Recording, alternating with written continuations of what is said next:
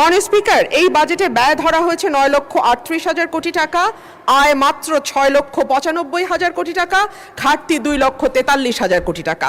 এটুকু হলেই হতো মাননীয় স্পিকার, কিন্তু আয় 6,95,000 কোটি টাকার যে লক্ষ্যমাত্রা ধরা হয়েছে সেটা কোনো বছরই এই আয় রাজস্ব আদায় করা যায় না।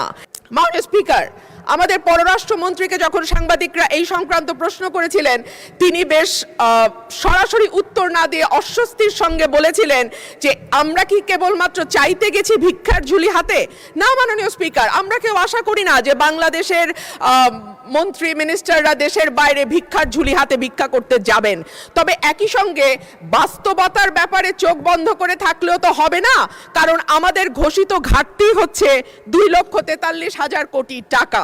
মাননীয় সদস্য রুমিন ফারহানা, ব্রাহ্মণবাড়িয়া 2, সময় 2 মিনিট। মাননীয় স্পিকার, আপনাকে ধন্যবাদ। মাননীয় স্পিকার, প্রতি বছরই বাজেট দেওয়ার সময় আমরা নির্ঝরের মতন স্বপ্ন দেখি এবং সারা বছর ধরে সেই স্বপ্নভঙ্গের ফল আমাদের ভোগ করতে হয়। মাননীয় স্পিকার, এই বাজেটে ব্যয় ধরা হয়েছে 9,38,000 কোটি টাকা, আয় মাত্র 6,95,000 কোটি টাকা, ঘাটতি 2,43,000 কোটি টাকা। এটুকু হলেই হতো মাননীয় স্পিকার, কিন্তু আয় 6,95,000 কোটি টাকার যে লক্ষ্যমাত্রা ধরা হয়েছে সেটা কোনো বছরই এই আয় রাজস্ব আদায় করা যায় না।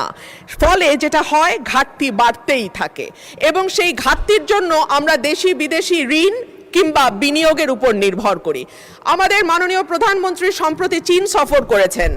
আমি আপনার মাধ্যমে মাননীয় স্পিকার, আমি জানতে চাই চীনের কাছ থেকে আমাদের ঋণের কোনো আশ্বাস আমরা পেয়েছি কিনা, পেয়ে থাকলে সেই ঋণের আশ্বাসের পরিমাণ কত, কিংবা বাংলাদেশে তারা কোনো বিনিয়োগ করবে কিনা, এরকম কোনো আশ্বাস এসছে কিনা, সেটাও আমি আপনার মাধ্যমে জানতে চাইছি।